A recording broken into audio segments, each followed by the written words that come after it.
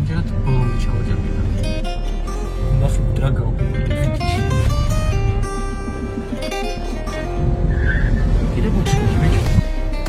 Yo. Tengo calderón.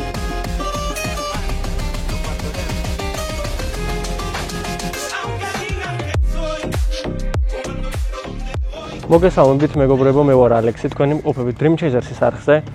მე ჩავმყავს მანქანები, ვაწყობ მანქანებს, გიყვებით მანქანებზე და ესეც არ არის გამონაკლისი. ჩემი ყველაზე პირველი ელექტრომანქანა არის, არასდროს არ შევხები ვარ, ანუ არ მყოლია, არ მიტარებია და საერთოდ არანაირი შეხება არ მქონია ელექტრომანქანებთან. ერთხელ ვიყავი გამოფენაზე, რომელი ვიდეოც უკვე არხზე დევს და შეგიძლიათ ნახოთ. მოკლედ, რა აზრის ვარ ელექტრომანქანებზე ზოგადად. ჩემი აზრით, რომ ჩვენი მომავალი ასე თუ ისე დაკავშირებული ელექტრომანქანებთან, იმიტომ რომ გვერდს ვერ აუვლით, იმიტომ რომ ეკოლოგიაზე ზრუნავენ, ბენზინიან მანქანებს სამწუხაროდ. ჩემთვის ძალიან დიდი პრობლემა არის ხა ელექტრომანქანებს, რომ დავამშვიდობებით ადრე თუ გვიან, მაგრამ დარწმუნებული ვარ, რომ უმეტესობა ვინც მიყურებს და ვისაც ავტომობილები უყვარს ელექტრომანქანებზე, თქვათ არ გიждდება, კი ვიღებთ, მაგრამ მაინც ის გუგუნი გვინდა მოგვენატყება და ეხლა მე თვითონაც მიყვარს რომ ელექტრომანქანაზე გიყვებით. მაგრამ აქ ვართ და 2019 წლიანი იაპონური Nissan Leaf ყავს, რომელიც G კომპლექტაციაში არის, ერთ-ერთი ყველაზე მდიდარი კომპლექტაცია არის იაპონური Leaf-ებიდან, 40 კილოვატიანი არის ეს კონკრეტული მანქანა. ეს Leaf-ები იაპონიიდან და ამერიკიდანაც 40 და 62 კილოვატიანი ელემენტებით ჩამოდის. 62-იანები ცოტა შედარებით მეტი ღირს და უფრო მეტსაც გადის შესაბამისად. ეს 40-იანი არის, ყველაზე დაბალანსებული ვერსია არის. ფასითაც და სიარულის გამოყობითაც. 250-ზე ცოტა მეც გადის, ანუ როგორც უწერია 270-ის 300-ებს გადისო, მაგრამ მოდი რეალურები ვიყოთ და 200-ზე მეც უეჭველი გაგატარებთ, თუ რაღაცა ძალიან ცუდ მდგომარეობაში არ აქვთ ელემენტები. ეს კონკრეტული მანქანა არის იაპონიიდან, როგორც გითხარით. ამ მანქანის მიღების ვიდეო, ვისაც გაინტერესებთ, შეგიძლიათ გადახვიდეთ ჩემს არხზე და ნახოთ, ჩემი პირველი აზრებით მანდ დაუფიქსირე და უფრო აუთენტური იქნება და უფრო რეალური იქნება. რაც შეეხება კონკრეტულად ამ მანქანას და რა აქვს ამ მანქანას ისეთი, რომ გამოარჩევს სხვა ელექტრომანქანებისგან.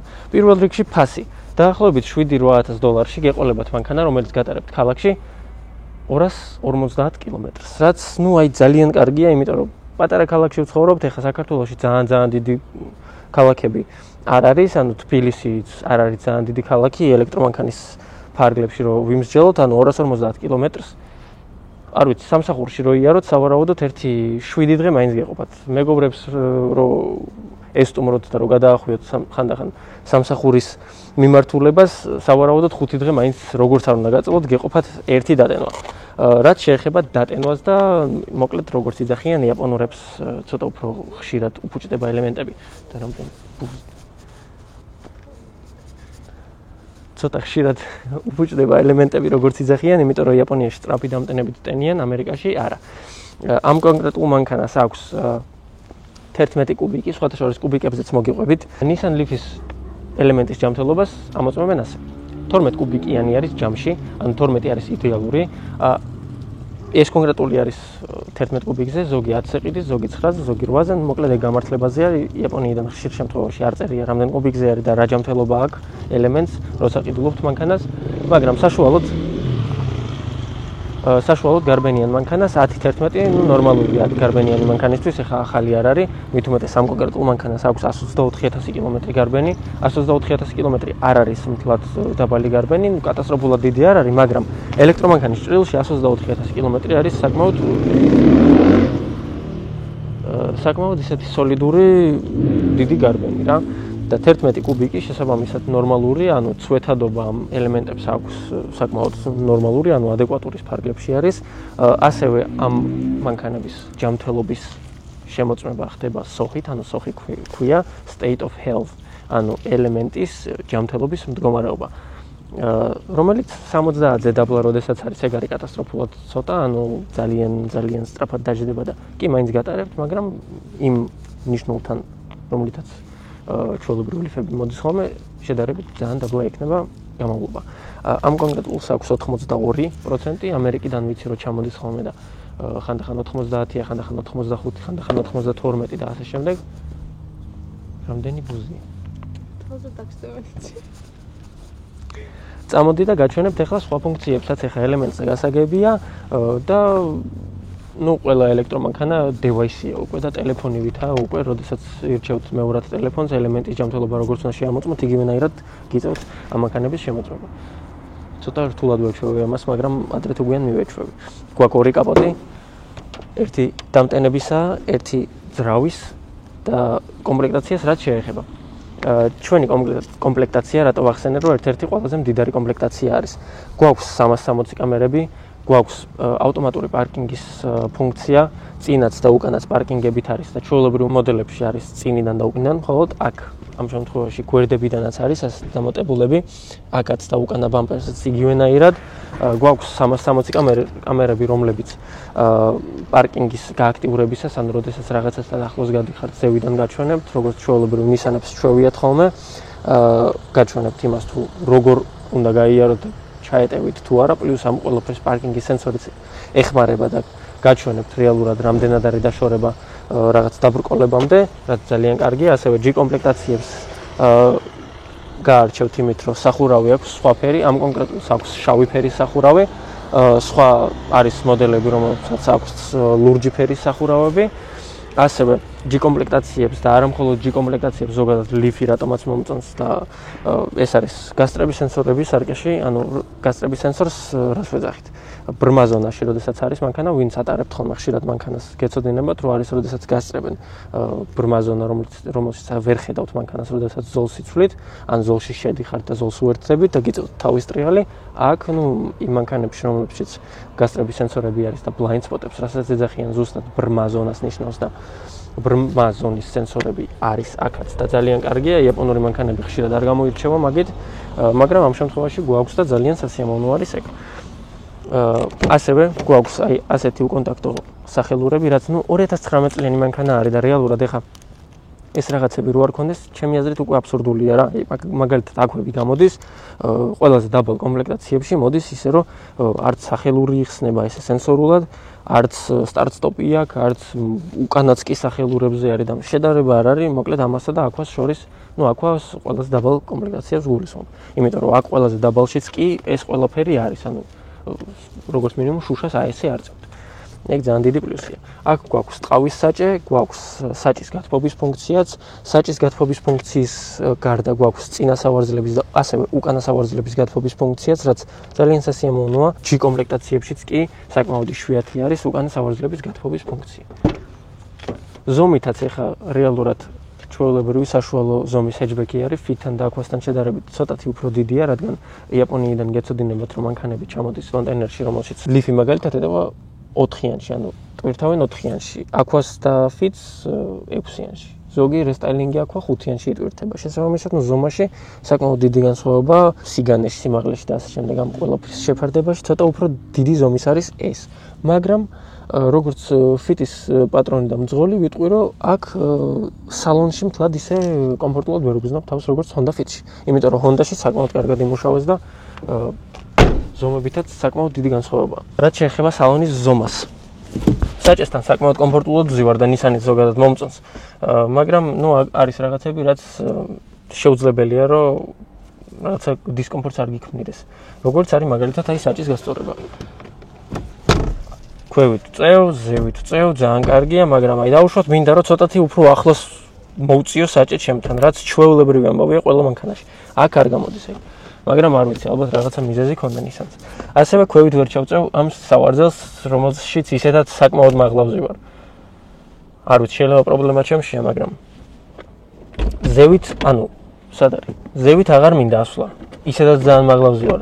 ეს არის ყველაზე დაბალი პოზიცია და სწორად რო ვიჯდე, ძალიან მაღლა ვარ, ანუ უაზროდ მაღლა ვარ. ან საჭეზე უნდა ვიყო ორიენტირებული, რომ საჭით გავასწორო ყველაფერი, ან სკამზე და ვერც საჭეს ვერ ვასწორებ და ვერც სკამს. ეგ ძალიან დიდი მინუსია. მდგომარეობას რაც შეეხება ზოგადად, ეხა იაპონელების ამბავი გეცოდინებათ, საკმაოდ კარგად უვლიან თავის მანქანებს და ეს მანქანაც არ არის გამონაკლისი ამერიკულთან შედარებით. სხვა დონეზეა ეს მანქანები იაპონიიდან, რომელიც არის ჩამოსული. ხშირ შემთხვევაში ეხა ზოგი იაპონელიც ცოტათი თლად ყურადღებიანი არ არის.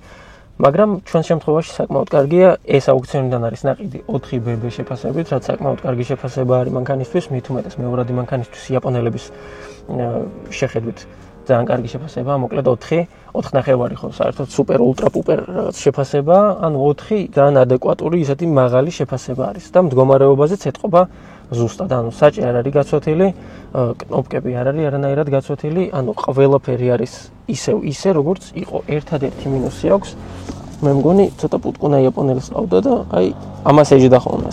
სკამში არ იჯდა რა. იჯდა ამას და ნუ მოკლედ ეს ესეთი მოცვეთილია, მაგრამ ნუ ეს მაქსიმუმ 100 ლარის ამბავია, რომ ისევ ახალივით გახდეს. რაც შეეხება, ნუ სალონში ვარ და რაც შეეხება სალონის ფუნქციებს. აი აქ დაინახავთ კნოპკებს, რომლებიც ეს ბაქს ხსნის, ბაქს რა, ანუ წინ მეორე კაპოტს, ეს არის ტაიმერის ღილაკი, ეს არის საჭის გათბობა, ეს არის დაზიანების სენსორი, რომელიც აქ წარმატებით არის ჩაშენებული და თუ დაუშვათ დაბრკოლება დაინახა მანქანამ, რომელსაც თქვენ ვერ ამჩნევთ ან გასაჭერთ ან რაღაცა მაგდაგვარი, მანქანა თვითონ დაატორმოზებს ეს ეკო რეჟიმი როგორც ყოველთვის და ელექტრომანქანებს აქვს ისეთი ფუნქცია როგორც ხმა, ანუ რადგან ძრავის ხმა არ აქვს ჰიბრიდზე როდესაც მოძრაობ, თუ მაგალითად ადამიანს მიყვები უკნიდან და ეს ადამიანმა რო გაიგოს, რომ მანქანა მოყვება, მაგისთვის არის ეს ხმა და საკმაოდ კარგია, რო არ დაუსიგნალო და არ შეაშინოთ ყველად.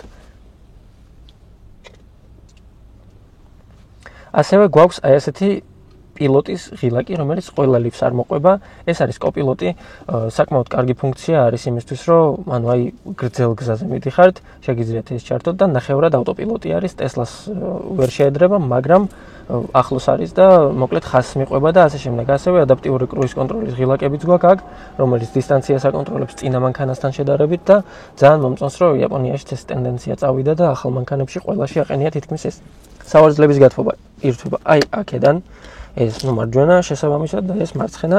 ასევე აი აქ დაინახავთ ასეთ ღილაკს, რომელსაც E-პედალი ქვია. მოკლედ ამ ღილაკს როდესაც აქტიურებთ, ერთი პედლით, ანუ გაზის დაჭერით, გაზს აჭერთ, მიდის მანქანა და თუ უშვებთ ავტომატურად, ანუ აი აქ მეორე პედალზე არ გჭირდებათ დაჭერა არაფერს. ანუ გაზს რამდენადაც უშვებთ, იმდენად ემატება ტორმოზის დაჭერა, რასაც მე ვერანაირად ვერ მივეჩვიე.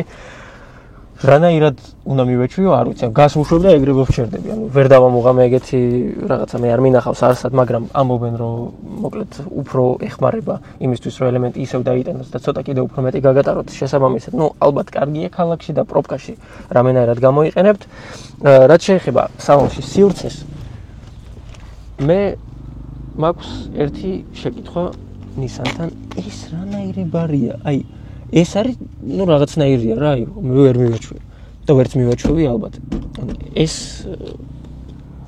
ძალიან პატარა ზომის არის, ანუ ძალიან პატარა ზომის არის, ძალიან. არც წინ და უკან დადის, არსად არ დადის. ნუ ელექტრომუხრუჭზე ხო აღარ ვლაპარაკობ. ფიუჟენების მერე მივეჩვი ერთი-ორჯერ ვთქვი და აღარც არაფერს ვიძახი. რაც შეეხება უკან ზომას, აი ჩემს უკან დავჯდები ეხა. საკმაოდ მაღლავზე ვარ აქაც, ნუ აი უაზროდ მაღლავზე ვარ, ძალიან მაღლავზე ვარ. რა არის, ნუ გასაგებია ელემენტებია და რაღაცა, მაგრამ უკან არ უნდა ვიჯდე მანქანაში. კომფორტული არ არის. ჩემი აზრით ქალაქისთვის არის ჩაჯდე, მიხვიდე სამსახურს, წამოხვიდე სამსახურიდან. ეხა ეს გრძელ გზაზე არ გატარებს და მომენტ ეხა 10 კილომეტრს რამენაირად გავუძლებდი უკან, მაგრამ სავარაუდოდ მოველაპარაკებოდი წინ ჯდომს, რომ ან წინ დავჯდარ ვიყავი ან საჭესთან. რაც შეეხება ზომებს, აი საბარგულის ზომა საკმაოდ დიდია და მომწონს. არ ვიცი ახლა აქ ამ ხელა საბარგული, მაგრამ მაღაზიებში კი გაივლიდა კაცი ამ მანქანით. და ძალიან ბევრ რაღაცას ეყიდით. ანუ ძალიან ბევრ რაღაც ჩაეტევა ამ საბარგულში და პლუს თუ ვერ დატიეთ ამ საბარგულში ახალი წელია და რა ვიცი 4 ოჯახისთვის ყიდულობთ რაღაცებს. კიდე შეგიძლიათ რომ რაღაცები ჩაამატოთ. ეგ პლუსია და ეგ კარგია. კი აქვს ახლა რაღაცა კიბე აქვს, მაგრამ აქ იმ ხელა სიღრმეა, რომ ნუ ძალიან კარგია მართლა, ახლა ობიექტურად რო ვისაუბროთ, ამ ხელა სივრცე ზოგ სედანს არ აქვს და კარგია. მაგრამ მომენტ სედანს რატომ უნდა ქონდეს ამ ხელა სივრცე, ეს ჰეჯბეკია და ეგ აქ გათხრა რომ საბარგული ქონდეს დიდი, კაი იყოს. ასევე არის ლიფები, რომელსაც აქვს ნახევრად ტყავის სავარძლები, ან მთლიანად ტყავის სავარძლები. იაპონიაში მე არ მინახავს ეს, მაგრამ ამერიკაში ხშირად არის საკმაოდ. მოდი ახლა დავქოქოთ, გავიაროთ, აი კიდე კნოპკას ვეძებდი, აი აქ, ეს უკვე მიჩვევის ამბავია, მაგრამ არა უშავს. კნოპკა გვაქვს აი აქ, რატომღაც არ ვიცი. აქ ტელეფონის ჩასადები, რომელსაც მაგალითად დამტენის ფუნქცია რო ქონოდა იდეალური იქნებოდა.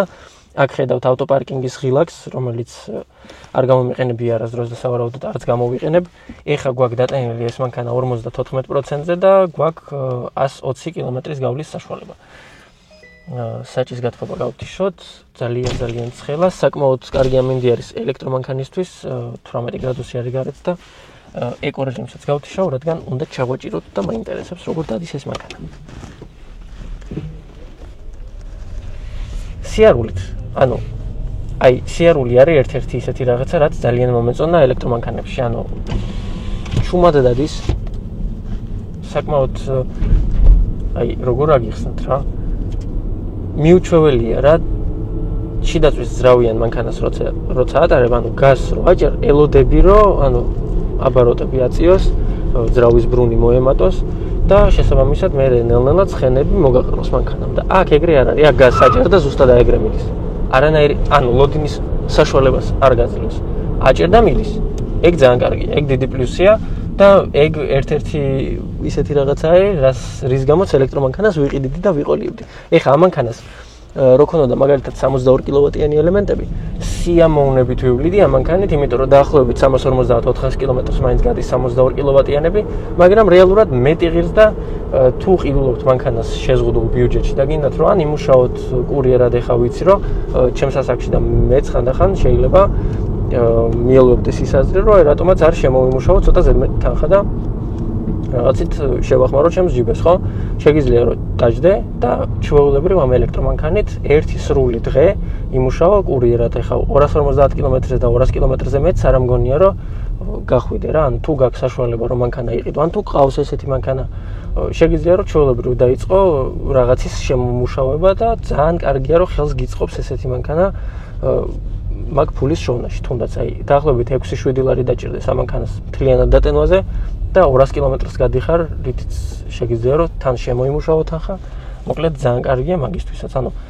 ეს მანქანა ვისთვის არის? იმისთვის არის, ვისაც სახლის სამსახური აქვს რეჟიმი და საკმაოდ აქტიურად დადის ესე ქალაქის საცობებში და ასე შემდეგ.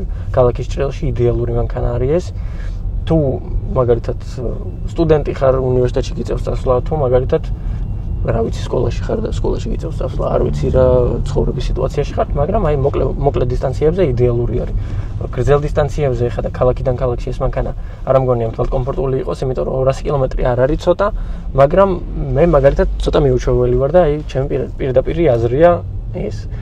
ეხა ეპედალსაც გამოვიყენებთ, სანამ გავართ ჩავრთავ ამას. ჩავრთე ეხა გაზს ვაჭერ. უკან მანქანა მოდის. ბუგაროკი დავინახე და გაზს ვუშვებ რომ გაგორდეს, მაგრამ ეგრევე ატორმოზ. ეხა ეგრევე დაატორმოზა და ვერ მივეჩვე სავარაუდოდ, ცოტა უფრო რბილად უნდა ვუშვა ხოლმე გაზს და ხო, მე მგონი ეგრე მუშაობს. მასე ჯობია. ეხა კიდე ატორმოზებს. მაგრამ მე მიჩვეული ვარ რომ ბენზინიან მანქანაზე გაზს ვუშვებ და მიგორავს ინერციით. აქაც მიგორავს ეგრე პედალი როდესაც არის გამორთული, მაგრამ მოკლედ უნდა მივეჩვიო. სხვათა შორის ეკო რეჟიმი რადგან გავთიშა, ასე 111 კილომეტრს მიწერს. ეკო რეჟიმს ვრთავ და 116-ზე ავიდა. ეკო გვაძლევს 5 კილომეტრს კიდევ ზედმეტად. ამის მენიუ ასე გამოიყურება.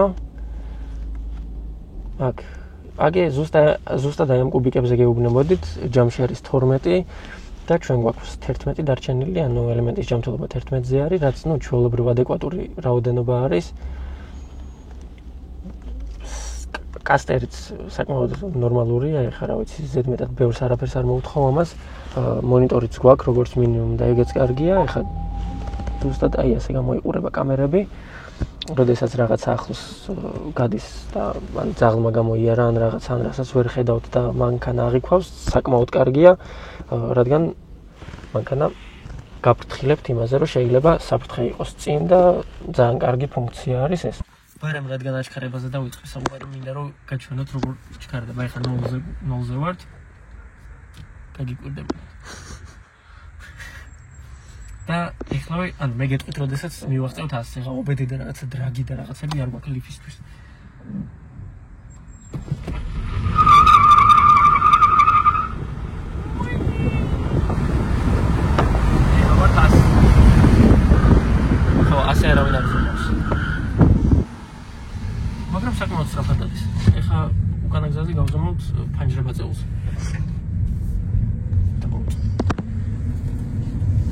1 კილომეტრი დავხარჯეთ.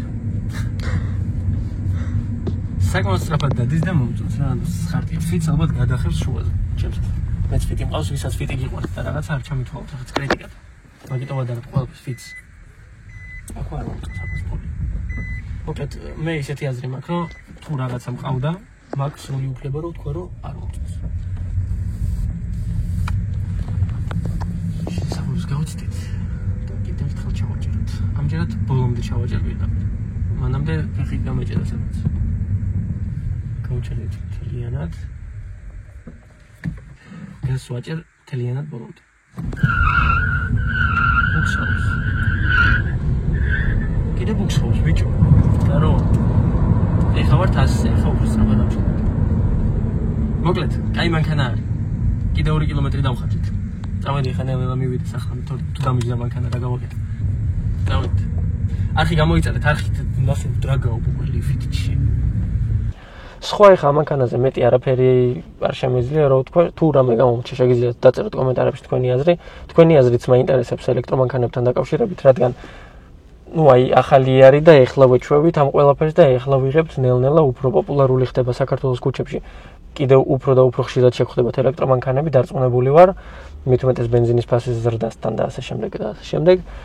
სხვათა შორის მანქანები ჩამომყავს და ესეც ჩემი ჩამოყვანილი არის იაპონიიდან თუ დაგჭირდეთ მანქანის ჩამოყვანა და გინდათ რომ ესეთი მანქანა ჩამოიყვანოთ, რომ ჩამოვიდეს, დაქოქოთ და იაროთ, მაშინ იაპონია თქვენი სამიზნე, თუ მაგალითად არ გეშინიათ გამოწვევების და გინდათ რომ ააწყოთ მანქანა, მაგრამ ცოტა უფრო იაპში გამოხვიდეთ და ცოტა უფრო ნაკლები დაგიჯდეთ, ამერიკა არის იდეალური ვარიანტი და ამერიკიდანაც ჩამოყავს მანქანები, ასე რომ მოიწერეთ, აუცილებლად შეგარჩევინებთ რამე მანქანას და ჩამოგაყვანინებთ.